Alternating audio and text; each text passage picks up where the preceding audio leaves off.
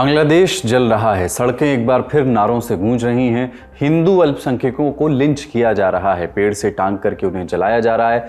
देश में उन्माद का माहौल है और अब इस आग के और भड़कने का डर भी है, क्योंकि उस्मान हादी के बाद अब बांग्लादेश के एक और छात्र नेता को घर में घुसकर गोली मार दी गई है। दूसरी तरफ दावा है कि एक हिंदू रिक्शा चालक की सिर्फ इसलिए हत्या कर दी गई क्योंकि उसने कलावा बांधा हुआ था।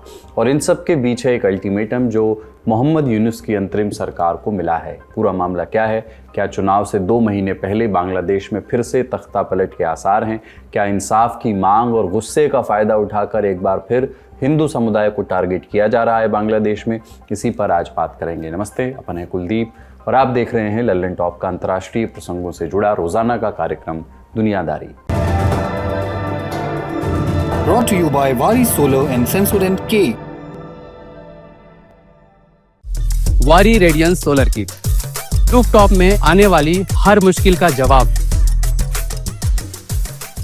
15 दिसंबर को बांग्लादेश के छात्र नेता उस्मान हादी पर हमले की आग अभी बुझी नहीं थी कि 22 दिसंबर को ऐसे ही एक नेता पर और हमला हुआ। नाम है Mohammad Motaleb Sikder. National citizen party NCP के खुलना डिवीजन के प्रमुख हैं। वही पार्टी जो शेख हसीना को गद्दी से हटाने वाले छात्रों ने बनाई थी।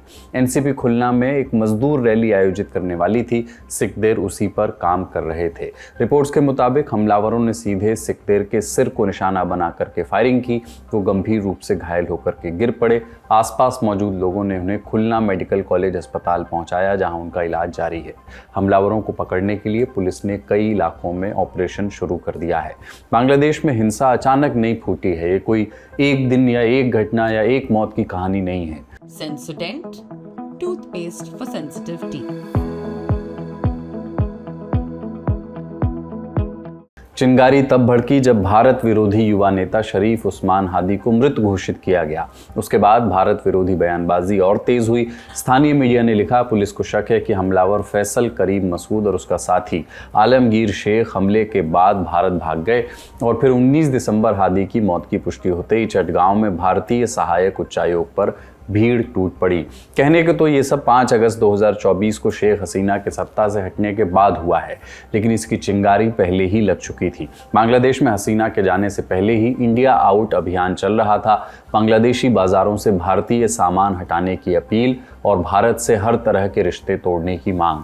तो सवाल ये नहीं है कि हिंसा क्यों हुई, सवाल ये है कि आगे क्या होने वाला है। सरकार कहती है कि 12 फरवरी 2026 को चुनाव होंगे, लेकिन ज़मीनी सच्चाई कुछ और कह रही है। छायानेट के दफ्तर पर हमला, बड़े अखबारों के ऑफिस निशाने पर और फिर कथित ईश निंदा के नाम पर एक हिंदू युवक की सरेआम लिंचिंग। ये सब इशारे हैं और ये इशारे लोकतंत्र की तरफ नहीं बल्कि इस्लामवादी शासन की ओर इशारा कर रहे हैं। इस पूरी कहानी का सबसे डरावना अध्याय मैमनसिंह जिले में दीपू चंद्र दास, एक हिंदू जिस पर ईश निंदा का आरोप लगाया गया। भीड़ उसे पुलिस थाने से घसीट कर बाहर लाती है, कपड़े उतारती है, पीटती है, रस्सी से लटकाती है और फिर जला देती है। आसपास खड़ी भीड़ तालियां बजाती है। कैमरे पर पूरा वीडियो बनाया जाता है। बात दीपू दास पर नहीं रुकी। मीडिया रिपोर्ट्स के मुताबिक दीपू के बाद एक और हिंदू युवक गोविंद बिस्वास की भी हत्या कर दी गई। कथित तौर पर यह हत्या इसलिए हुई सिर्फ क्योंकि उसने हाथ पर कलावा बांधा हुआ था। इसके बाद अचानक अफवाह फैल गई कि गोविंद भारत की खुफिया एजेंसी रॉ का आदमी है। झेनाइदह जिले में रिक्शा चलाने का काम वो करते थे। 20 दिसंबर को वो एक सवारी लेकर के जा रहे थे। उसी सवारी ने हाथ पर कलावा बंधा हुआ देखा और किराया देने से मना कर दिया। फिर दोनों के बीच बहस हुई। इसके बाद उस सवारी ने आसपास के लोगों से कहना शुरू कर दिया कि गोविंद एक भारतीय जासूस है, एक रॉ एजेंट है। देखते ही देखते भीड़ जमा हो गई और गोविंद पर हमला कर दिया। बांग्लादेश के ही लोकल मीडिया हाउस प्रोथोम आलो का मानना है कि इस हमले में कुछ स्थानीय मौलवी भी शामिल थे। गोविंद के सिर, गले और कंधे पर गंभीर चोटें लगी। इन मामलों ने बांग्लादेश के अल्पसंख्यकों जैसे कि हिंदू समुदाय के मन में डर और बढ़ा दिया है। लोग सड़कों पर उतर आए हैं। ढाका के नेशनल प्रेस क्लब के बाहर हिंदू संगठनों ने प्रदर्शन किया। प्रदर्शनकारियों ने बताया कि अब समस्या सिर्फ हिंसा की नहीं है, समस्या पहचान की है, धार्मिक पहचान की। हिंदू होने की वजह से उन्हें परेशान किया जा रहा है। हाथ में कलावा या माथे पर तिलक दिखे तो सवाल उठाए जा रहे हैं। और सिर्फ इतना ही नहीं, कई लोगों पर ईश निंदा के झूठे मामले दर्ज किए गए हैं और वही मामले फिर भीड़ का हथियार बन जाते हैं। लेकिन बांग्लादेश में ये सब पहली बार नहीं हो रहा है। जब भी देश में राजनीतिक अशांति बढ़ती है, अल्पसंख्यकों को निशाना बनाया जाता है। पिछले साल भी यही हुआ था, आंकड़े देखिए। बांग्लादेश हिंदू बौद्ध ईसाई यूनिटी काउंसिल के मुताबिक 4 अगस्त 2024 से 20 अगस्त 2024 के बीच 2010 हिंसक घटनाएं हुई, सांप्रदायिक किस्म की। इनमें 69 मंदिरों और अल्पसंख्यकों के सैकड़ों घरों को निशाना बनाया गया। ये वही समय था जब शेख हसीना की सरकार गई थी। मानवाधिकार संगठनों की माने तो सितंबर 2024 से जुलाई 2025 तक सांप्रदायिक हिंसा की करीब 2442 घटनाएं दर्ज की गई। बांग्लादेश के 64 में से कम 52 जिलों में ऐसी घटनाएं सामने आई हैं। इनमें सबसे आगे चटगांव, खुलना और मैमन सिंह का नाम है। भारत के पॉइंट ऑफ व्यू से इस बात को देखें और समझें कि पहले के वक्त में और आज के वक्त में क्या बदलाव आया है अल्पसंख्यकों को लेके, तो ये हमारे लिए काफ़ी चिंता का एक और गंभीर समस्या है जो हमारे सामने आई है। और इसका केवल इमोशनल या भावनात्मक या राजनीतिक आरोप या विषय नहीं है, बल्कि ये एक ऐसा मुद्दा है जिसको हमें और करीब से देखने पे पता चलता है कि ये पैटर्न है। चाहे वो लास्ट कुछ दिनों की बात हो या हाल के कुछ महीनों से लगातार जो रिपोर्टें हम लोग के सामने आई हैं कि मंदिरों पर हमला हुआ है, हिंदुओं के ऊपर हमला, दुकानों को जलाना, और इसकी वजह से फोर्स्ड माइग्रेशन, और काफ़ी हद तक सिर्फ ये हिंदुओं के साथ हुआ है, अल्पसंख्यकों में भी अगर हम बात करें तो। और इसका जो इम्पैक्ट है वो हमने देखा है कि एडमिनिस्ट्रेटिव फेलियर्स किस तरह से बढ़े हैं।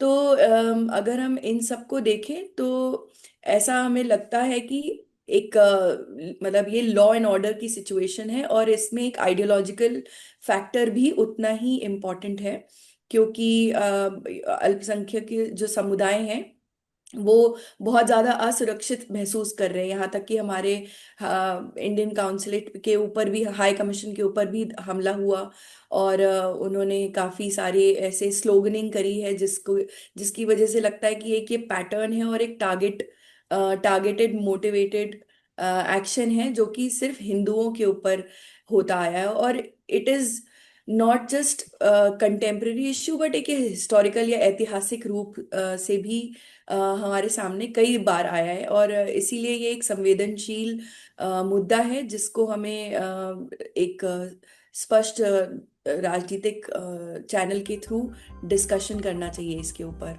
बांग्लादेश में ये सब हो रहा है चुनाव के लगभग 2 महीने पहले। फरवरी 2026 में चुनाव होने वाले हैं, लेकिन यूनुस सरकार संभल नहीं रही और ना ही वो देश को संभालते हुए नजर आ रही है। उस्मान हादी की पार्टी इंकलाब मंच ने ऐलान किया है कि अगर उसके लीडर हादी की हत्या में न्याय नहीं मिला तो अंतरिम सरकार को हटाने के लिए सड़क पर आंदोलन छेड़ा जाएगा।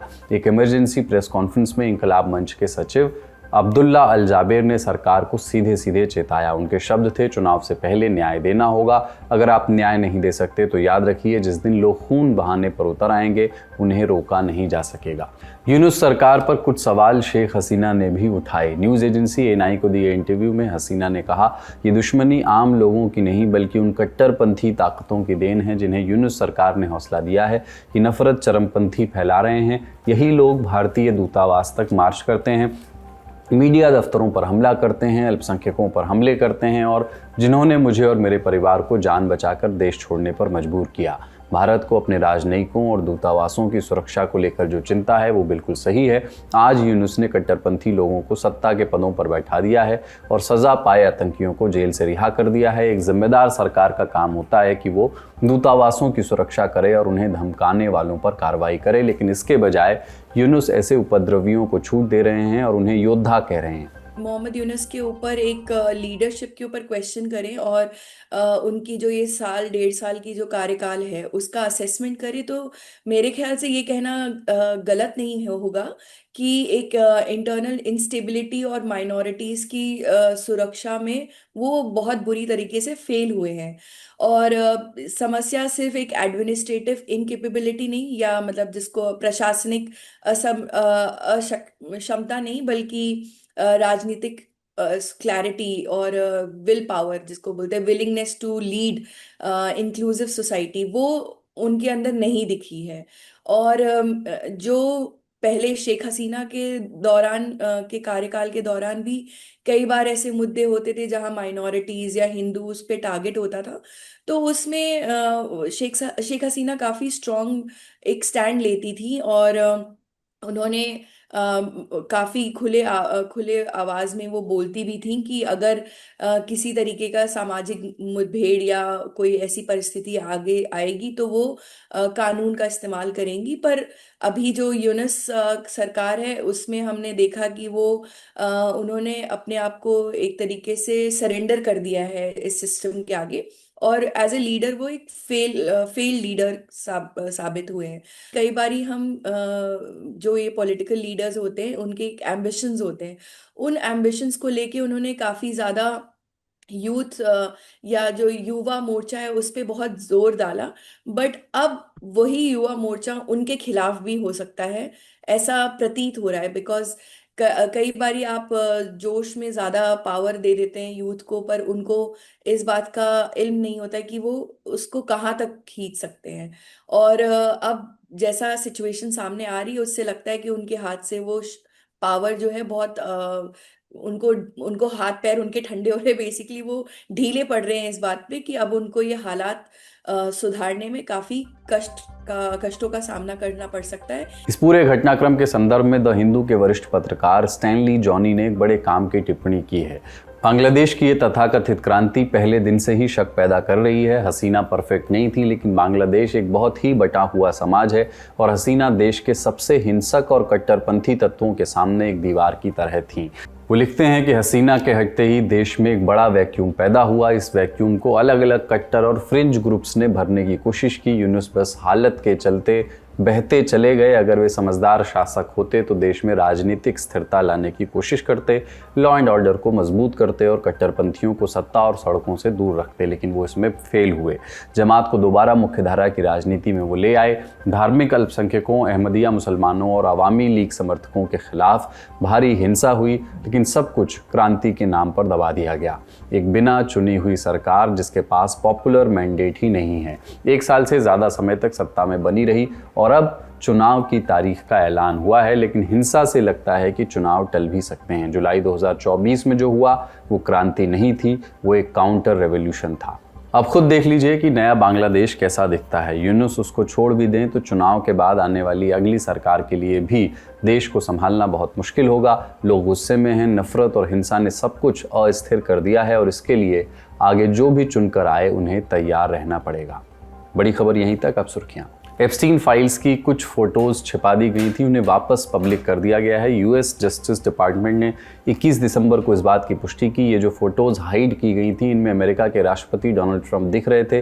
फोटो हाइड करने के पीछे कारण ये दिया गया कि उनसे ये अंदेशा था कि इन फोटोज से कुछ विक्टिम्स की पहचान उजागर हो सकती है, लेकिन अब यूएस जस्टिस डिपार्टमेंट ने कहा है कि इनसे अब कोई पहचान उजागर नहीं होगी। फोटोज वो दोबारा पब्लिक कर रहे हैं। डिपार्टमेंट ने सोशल मीडिया प्लेटफॉर्म एक्स पर लिखा, सिर्फ एहतियात के तौर पर फोटोज को टेम्परेरी तौर पर हटाया गया था। रिव्यू के बाद इसे बिना किसी बदलाव के दोबारा पब्लिक कर दिया गया है। इन फोटोज के अचानक से हटाए जाने के बाद डेमोक्रेट नेताओं ने हंगामा किया था, आरोप लगाए थे कि वो ट्रंप को बचाने के लिए इस तरह का काम किया गया है। वहीं अमेरिकी deputy attorney general Todd Blanche ने कहा था कि फोटोज हटाए जाने का ट्रंप से कोई लेना देना नहीं है। ब्लांच ने दावा किया कि एप्स्टीन फाइल्स की कुल 16 तस्वीरें हटाई गई थीं और ये कदम विक्टिम एडवोकेसी ग्रुप की मांग पर उठाया गया था। 14 दिसंबर को ऑस्ट्रेलिया के बॉन्डाई बीच पर हुए टेररिस्ट अटैक से जुड़ी कुछ अहम बातें पता चली हैं। जांच में पुलिस को मिले सीसीटीवी फुटेज के मुताबिक हमले से 2 दिन पहले दोनों आतंकी बॉन्डाई बीच के आसपास के इलाके में रेकी कर रहे थे। पुलिस का ये भी दावा